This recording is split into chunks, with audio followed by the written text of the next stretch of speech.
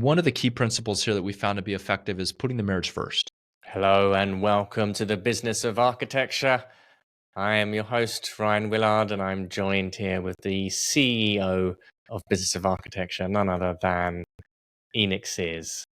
And Hello, Ryan. Good to see you today. A pleasure to see you. And we are going to have a conversation today about something a little bit unusual, perhaps, but certainly something that fills a lot of the demographic of our clients. And we did a little survey not so long ago, and we found out that about a little over 25% of all of Business of Architecture clients actually fall into this very specific demographic, which is being a married couple. So actually being a married couple running an architecture practice is surprisingly common, and comes with it a lot of problems. And it's also a sort of pertinent topic for us to discuss, as I myself recently got married a couple of weeks ago, and Enoch came to the south of France and joined in with the celebrations there, and it was all a very moving and intimate and very powerful experience, as I'm sure many of our listeners who have gotten married have gone through. So it seemed like a useful topic to talk about. We've had many of our clients in the past who have been married couples have brought to us very specific types of problems that they've had whilst running a practice together. And I thought that we could talk a little bit about, go through those problems, and then talk about some of the possibilities and some of the principles that might be useful to be considering and inquiring if you're running an architecture firm with your better half.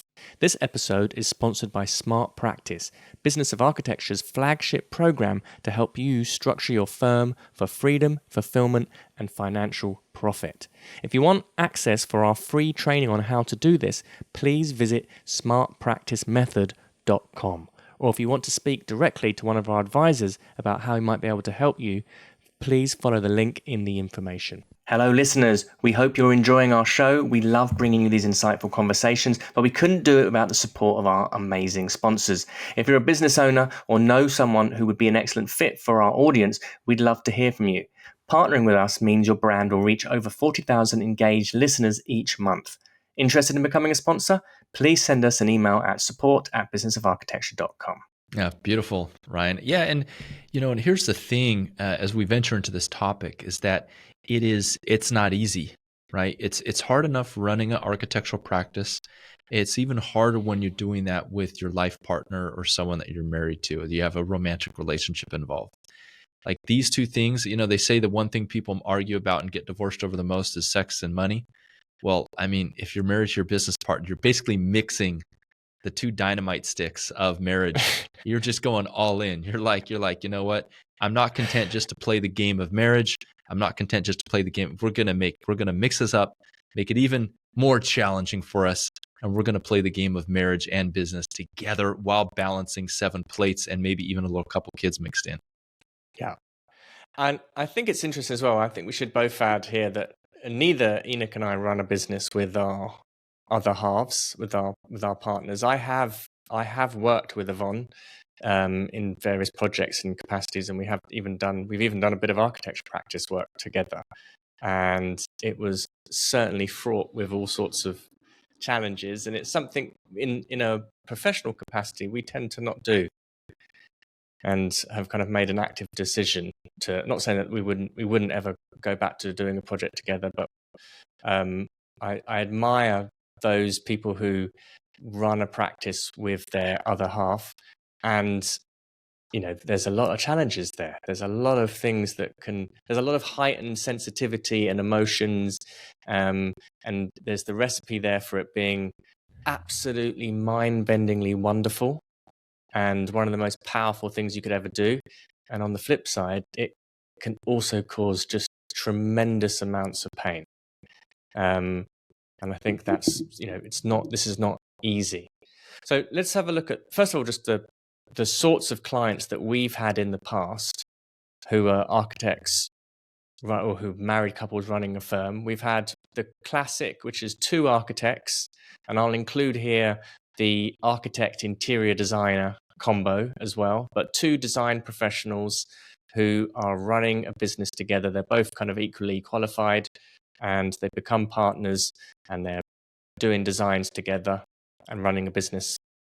Well, the other type is that's one architect or design professional, and they've pulled their partner into their business, and their partner has given up their own career or their own field of expertise and is now working full-time in the business. Now, both of these can work, and both of these can be tremendously painful. I don't know if you've seen any other types there, Enoch. Probably just variations on those. Mm-hmm. Probably just variations. I think those are probably the two major ones where we have two people who are already in the profession of architecture. Maybe they met at architecture school, or they met working for other firms, and they end up getting married. Interestingly, we even have. It's not uncommon as well to have people running firms who are married to architects, but they don't do business together. Like, Yes. for instance, their other half is working for another firm, or we have, Ramiro Torres, who's a longtime client from a business of architecture. His wife works for an architecture firm as an accountant, right? And so there's an interesting mix there, but obviously not the topic we're talking about today, which is mixing marriage and business. We have had, and this would be a kind of a riff off the first type of practice. We have had in the past a couple who were once married and ran a practice. They divorced, and then they carried on running the business together. Yeah, absolutely. And just to clarify, Rion, when you say clients, our listeners, they may not know, they may not understand why these people are clients. So just for those of you who maybe don't know what business of architecture does, just want to clarify that small practice owners come to us because they're looking for best practices in their firm, so they don't have to reinvent the wheel about how to have more time freedom, more financial reward, less stress, less overwhelm, less feeling like the business runs them. Over the past 10 years, we've built Smart Practice to be a method that small practices can use to smooth and run their operations in a smooth-like manner. So we have, hundreds at this point of small practices that we've worked with both in the US and in the United Kingdom. And like Rion said, interestingly, and I was actually surprised by this, that 20%, more than 20% of the firms that we work with are married couples. So it's very common to be to be a small firm and to have your partner involved, your romantic partner, in some way, shape, or form. So some of the problems that we see that occur when we have people who are both romantic partners, meaning they're married, as well as business partners, is that number one is that the romantic relationship and the work become collapsed. So what this looks like is now every time you're on a date, even when you're having dinner, like, it just becomes so interwoven and so intertwined. You're talking about business all the time. There's no respite from the conversation about business. Maybe it sabotages date night because you're out for a nice meal, but then you get talking about some invoice or something that's not going well with the firm, and then there's a disagreement that happens, and so conflict then rolls over, and you really have blurred lines. As a matter of fact, you just don't even know where the line is. It's just become completely the same thing. It's like non-duality. It's just all oneness. There is the added advantage on date night that you can now write it off as a business expense. Indeed, yeah. If that's that is a good reason to go this route. Yeah. There are those things, but yes, the relationship now knows no boundaries, and it's not so much of a problem when the business is going well and you're both excited you're both mutually excited about the same things, but it can be particularly problematic when the business is not doing so well. You don't have this, you don't have the ability to kind of check out of it. If you're a business owner and you go back home to your wife or your husband, there's an ability there to close the door.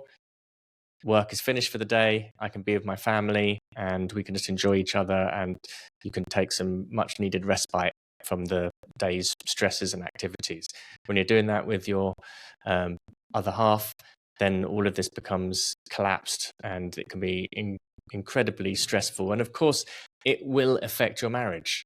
It absolutely will. You'll be bringing that energy into the bedroom. You'll be bringing that energy into the house. If it's not going well, this is where both of you can be getting angry at each other.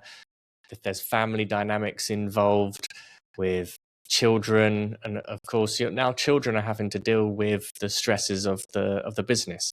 I mean, they do say that, I have heard the dictum before, that every business is a family business, and with a married leaders running the organization, of course, that's very, very obvious. It's very, very apparent. But those conversations, those stresses, they're being filtered down into the rest of the activities.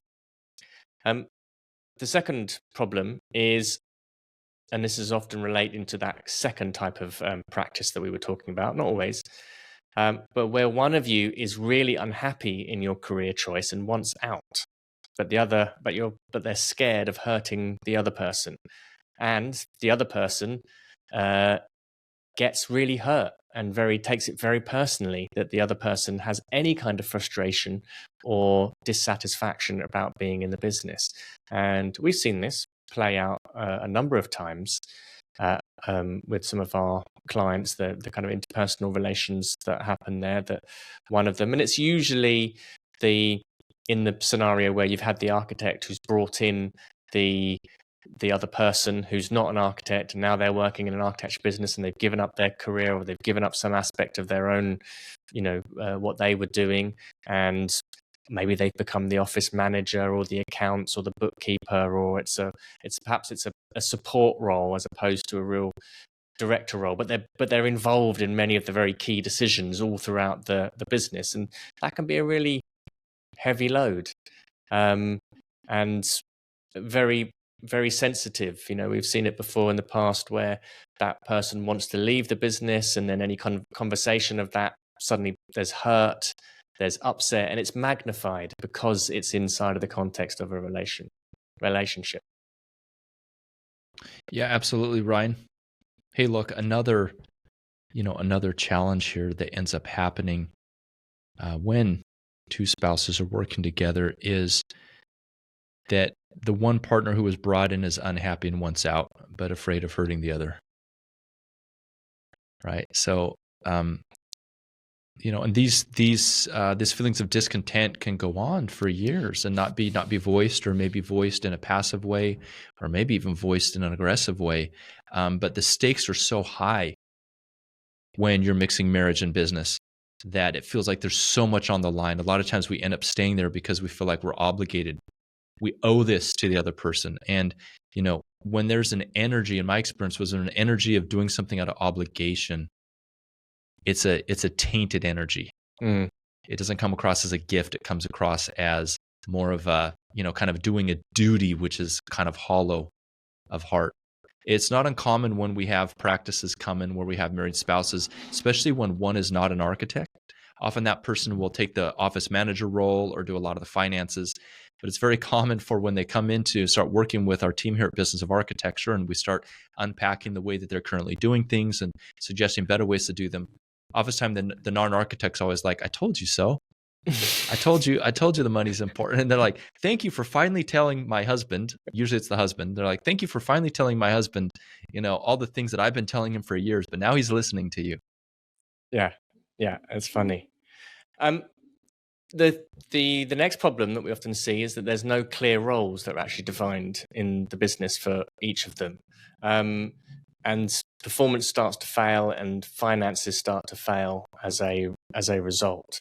So, Ouch, that doesn't sound fun, Ryan. That is not good at all. So often we'll see this with the two architects scenario. It's much more pronounced, where the clear roles are not defined, and they're doing absolutely everything, and then they're getting frustrated at each other. Again, everything in all of these problems are just heightened because of the marriage relationship. And the example you were talking about just previously, where one of them wants out or feels resentful or feels obligated, it's difficult for the other person to see clearly with that one sometimes, because they feel like, well, if they're separating in business, this means the end of the marriage. This means that we're going to separate. And of course, that's not often not the case at all. But it's difficult to be able to uncollapse that. So here with the no clear roles and everybody's trying to do everything. I mean, we see this as a common problem in architecture firms anyway, amongst leadership teams. It just gets exaggerated in the context of a marriage, and then you get these bickering kind of things that are happening. And well, you should have been doing this, and I'm meant to be doing this part of the role, or blah blah blah blah. And especially when they both like the same thing, right? Like if they both like doing the same things, then now you have two people kind of doing the same things. It's like, okay, who's doing all the things that you don't like to do, or who's doing all the things that maybe don't come naturally to you? And that can cause problems as well. It can cause problems of major inefficiencies in some things being left undone. And it's difficult when you have that makeup, because let's face it, if you like doing one particular thing, it's probably not a good business move to switch over to doing something that you like less. Like really in your business as a business owner, you should be working on the things that really juice you the most and that really excite you the most and really bring you joy, because life is too short. And so it's important that if you're in that situation, and we'll go on to this as we talk about some of the solutions later, but it's important that, number one, you're working in a role where you're excited about it, and then you have the support other than yourself to be able to do the things that sap you. Because guess what? There are people in the world who love sitting and looking at numbers and spreadsheets. Like really, I know it's hard to believe, just as much as you love architecture. I remember as an architect, Rion, when I used to practice, I used to think, man, those accounts must be miserable. And geez, I mean, even worse being an attorney. Oh, talk about eternal punishment. I mean, it's here and now. And I talk with some of my attorney friends or my accountant friends are like, what are you talking about? I love this. I just, spreadsheets are my life, and crunching numbers is, I couldn't stand trying to do anything creative or artistic like you do. That sounds like torture. And I was like, wow. Yep, same with sales and marketing. Yeah, you guys might absolutely detest picking up the phone and making those calls, and well, then there's people out there who are good at it. So you've got that responsibility to get them on your team, and they love it. Yeah, because if you don't, then it's just going to be, and then you decide not to do it, then that will be a sinking ship. So all of those things, those can be cause a lot of tensions inside of the partnership dynamics. And the last one that we'll point to here is that just difficult conversations are either avoided, so they go unsaid, uncommunicated, resentment builds up, or you try and have a difficult conversation and it blows up immediately. Again, heightened sensitivity around being in the context of marriage, and things become collapsed. So the possibilities that we can look at here is that the marriage and the business have clear boundaries, and both are powerful. Right? So that means that you're protecting your marriage, you're protecting time with your spouse, and you're keeping it clear of all of the day-to-day runnings of the business. And you make a conscious effort for both of you to just keep it free. In the same sense that married couples with children, it's a good idea to create time where it's just the husband and the wife, or the two husbands, or whatever it is, two wives, to make time without the children so they can actually connect. The same thing here. You've got a child, which is your business, which is always screaming for attention and can be tyrannical and have tantrums and all sorts of stuff. You've got to be able to get the babysitters in.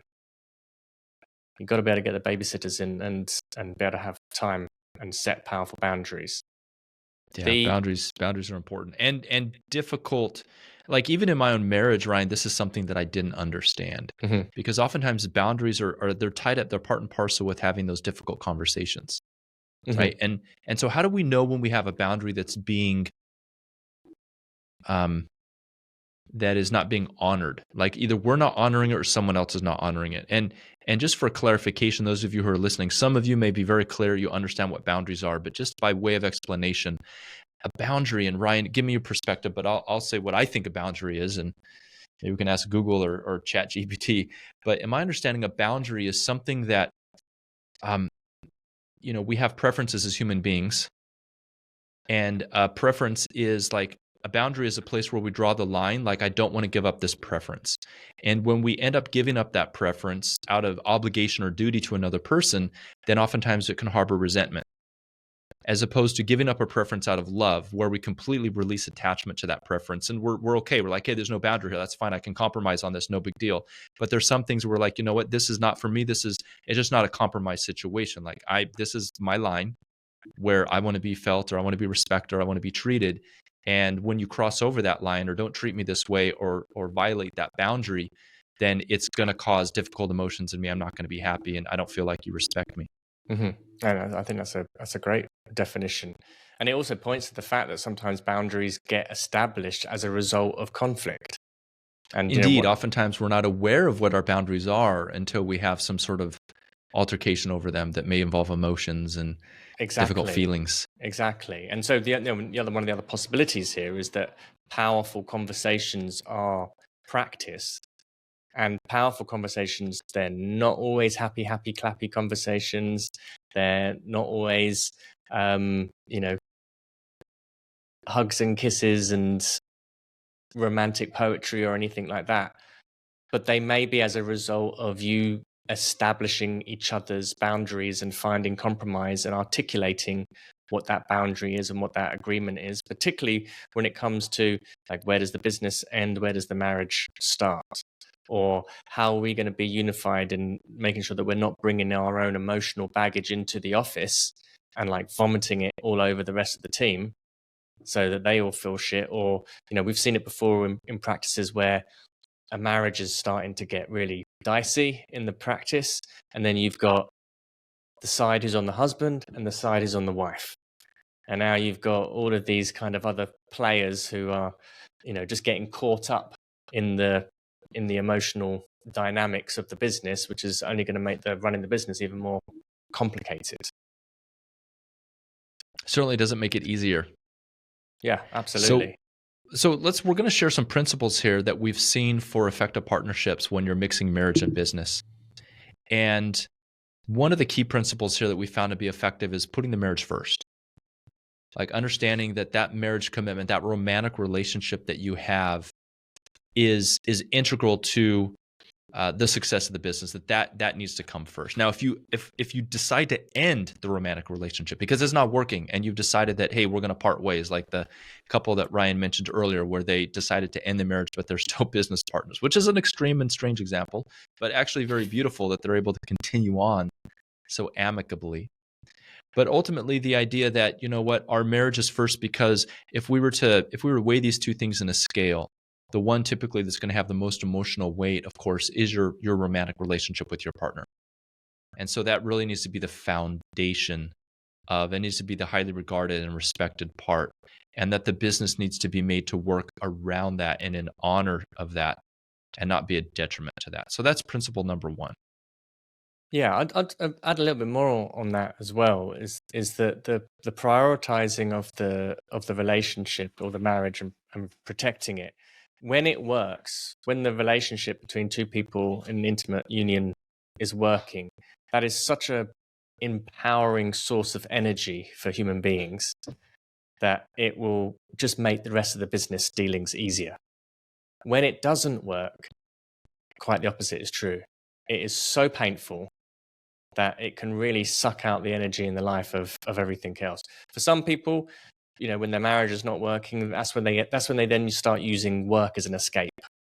And, you might see performance increase for someone, but it's being driven by unhappiness, and it's not going to last. There's going to be kind of something that's unsustainable about it.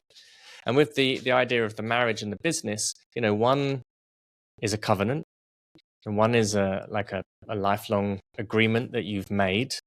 In some context, it's going to be a spiritual agreement, and there's a faith and a religion that's that's built around it. And it's we're not leaving this marriage relationship. We are committed to working through everything else. The business partner relationship is a contract. It's contractual. Okay, you do this, I do that. Right? It's more black and white. And so it's important to just recognize the difference between the two, and the emotional weighting on the marriage is going to be way greater. So protect that one. And also, if you protect that one, then it means that the business one becomes more valuable as well, or more easy to manage. Which dives into another principle here is the importance of values, purpose, and vision.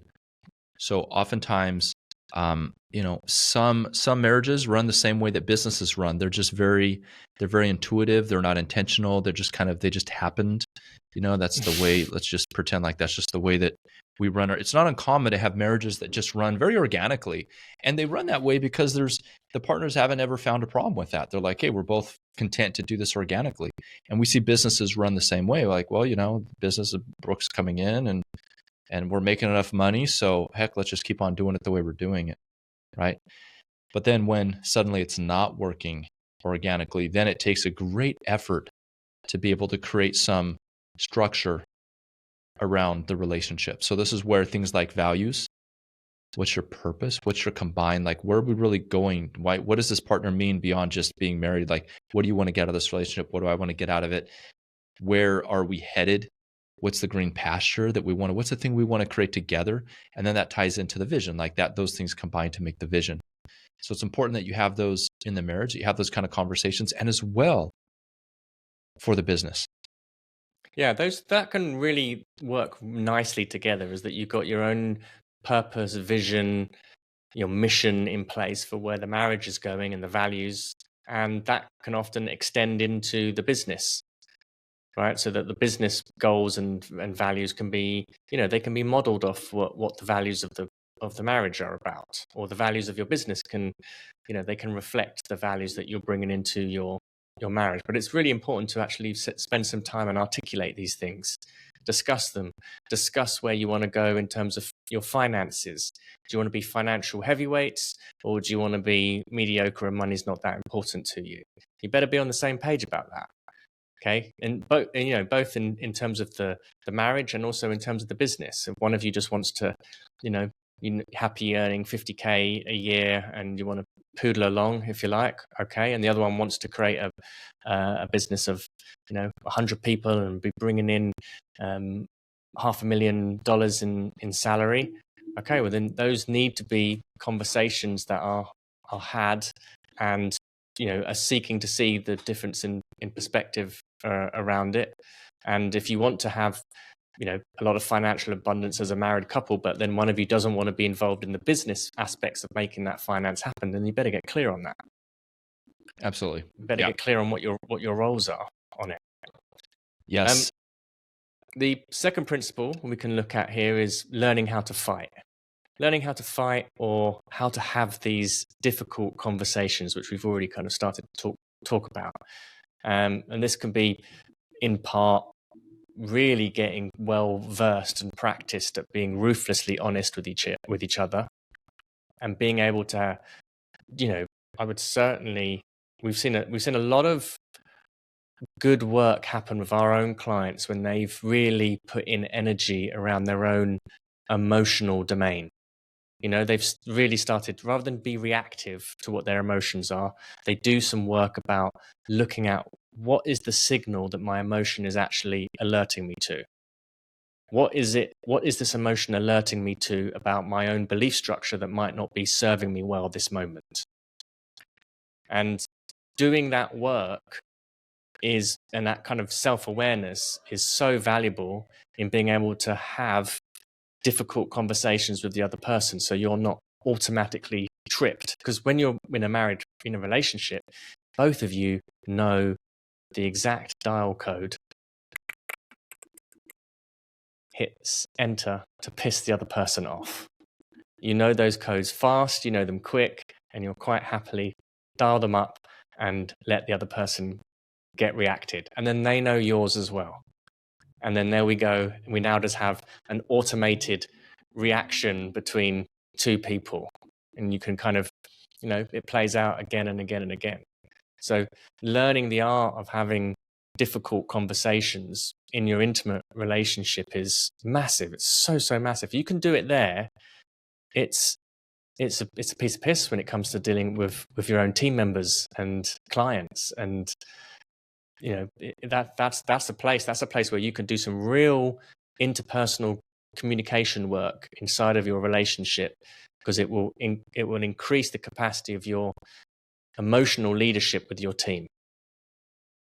Yeah, Ryan, for me, this brings to mind the idea of reverse engineered production, which is a framework and tool we use here in Business of Architecture and Smart Practice. And the parts and pieces of this are, because here's the thing, a lot of times in business, what we've noticed is emotions are generally not addressed, or they're left out of the equation. They're not really dealt with powerfully, right? So if you ever go to a powerful leadership training, or you have a mentor who's a really great leader, you'll find that there's always an emotional component that's addressed. Because we as human beings, let's face it, we're not just rational robots. And so reverse engineered production looks like this. We talk about being real, being raw, being relevant, and then focusing that on the results. So as Rion mentioned, this idea of being able to identify what stories our emotions are telling us. In other words, what is the message that this emotion, that I can get from this emotion based upon how my practice is working or not working, and then how can I use that message to then course correct and bring me more what I want, be a better leader. So we can't leave out emotions when we're having and this is why difficult conversations is so powerful, because the reason they're difficult is because there's emotions involved. Yeah. So the last principle here, which kind of goes over into the path, is to seek help and get community, right? I don't know how it is in the UK, Ryan, but I know that here in the US, what I've experienced is there's a lot of cultural shame around seeking out, for instance, a marriage therapist in some circles, right? Mm-hmm. Not everyone. I guess the more enlightened people, they see no shame around it. But what I do find is, like, I have friends and even, myself passively kind of resisted going to therapy for the longest time. And if you tell someone, hey, we're in therapy, the assumption is, oh my goodness, your marriage isn't working, And so as powerful people who are seeking the best in leadership for our businesses, it's mandatory that we shift this frame. This will keep us stuck, this kind of mindset that seeking help is a bad thing.